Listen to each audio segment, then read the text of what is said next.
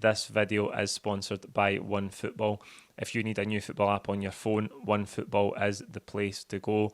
You can select Celtic as your favourite team, and that'll give you all the latest Celtic news, transfer speculation, fixtures, and even live match updates if for any reason you can't make or watch a game.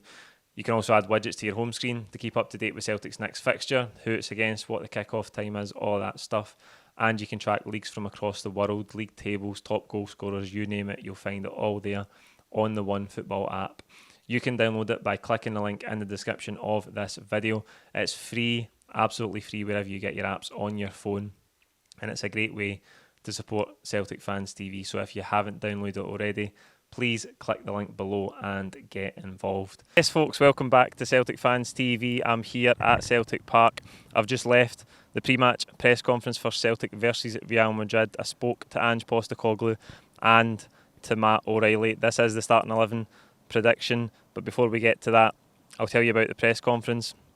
Absolutely brilliant. What a buzz it is to be here before a big game like this. You can get the feel. It has that Champions League feel. The mix zone is out the front. There's production trucks setting up, and it just has that special feel of a Champions League night. It is going to be tomorrow. What an atmosphere it will be inside that place tomorrow night. But it was brilliant to talk to Ange and to Matt O'Reilly. Ange, in recent weeks, the team have been so clinical in the final third. How encouraging is that ahead of a game like tomorrow, where chances might be fewer and further between? Yeah, it's important. Look, it's fair to say that we're not going to get probably as many chances as we had recently, and we have to be clinical, and I think we've shown that side of the game again. I think a lot of the commentary around us is the way we play our football, but that doesn't mean we kind of just do things one way. I mean, we've dominated possession in every game this year, but we didn't dominate possession on Saturday, but it didn't make us any less dominant in terms of the performance and the goals we scored. So within that context, that's the area we're working really hard on, that final third, because I think the higher levels you go up, as you say, the chances become fewer and more challenging, and it's the same at the other end. You've got to try and limit the opposition chances. So that's been a real focus for us this year, of what happens in both boxes and how we can become more efficient, because that's in the rarefied air of playing against the best. That's where games get decided, and I think tomorrow night that'll be really important, both from an attacking perspective and a defensive perspective. Matt, from a supporter's perspective, it looks like the manager has built a great culture at the club, and it's brought us back to the Champions League level. As a player, how would you describe the culture at the club just now? Yeah, I think that's probably our biggest strength, to be honest, as players and as a team.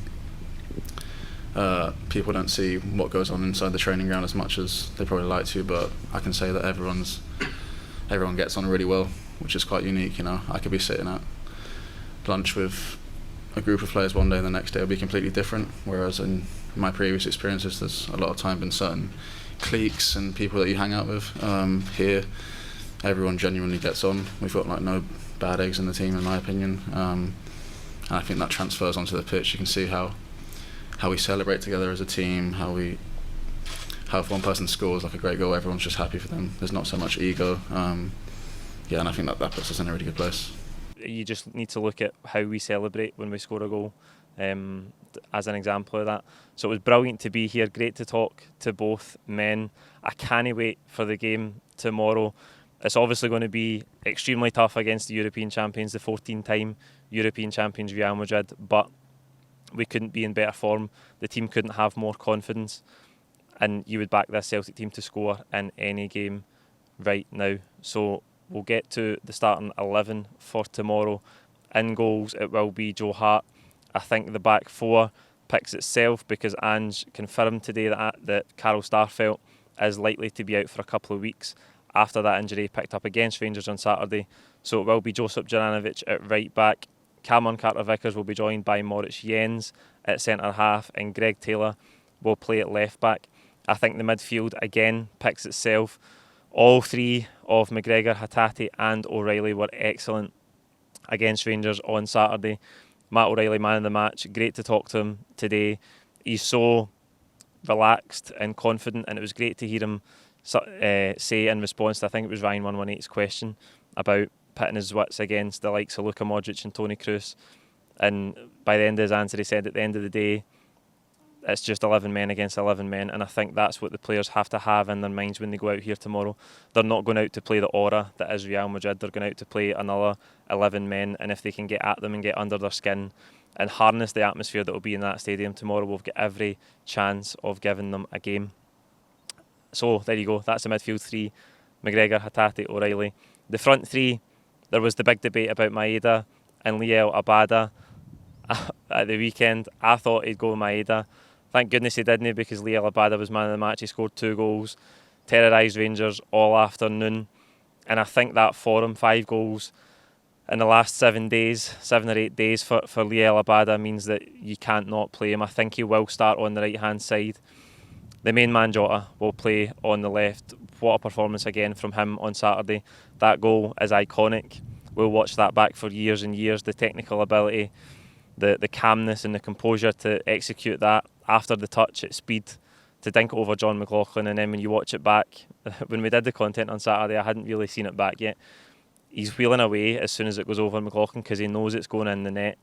It's just absolutely delightful.